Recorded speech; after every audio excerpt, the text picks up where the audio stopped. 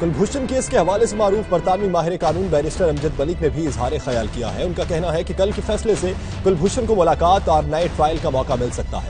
اس issue پر دونوں ممالک کو ایک دوسرے کو بات چیت کرنا ہوگی، اس سے کئی باہمی مسائل حل ہو سکتے ہیں۔ انہوں نے مزید کیا کہا، یہ دیکھتے ہیں۔ کلبھوشن یادو کا جو کیس ہے بہت ہی انٹرنیشنل امپورٹنس کا معاملہ ہے۔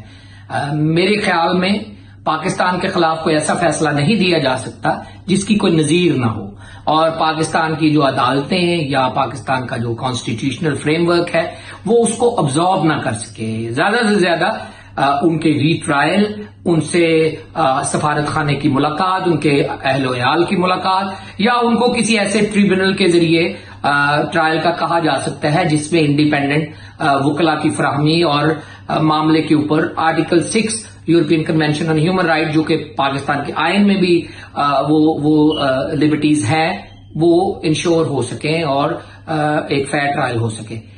حوالگی میرے خیال میں آؤٹ آف کوشچن ہے۔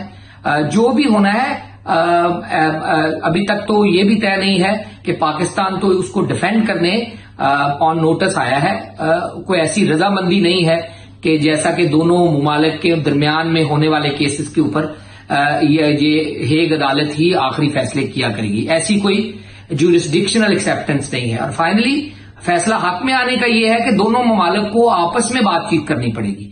دونوں ممالک کے ایک دوسرے کے پاس قیدی ہیں، تو ایسی کوئی گنجائش یا ایسی کوئی جو کنسیشن ہے وہ دونوں ممالک کی آپس میں بات چیت سے ہی نکل سکتی ہے۔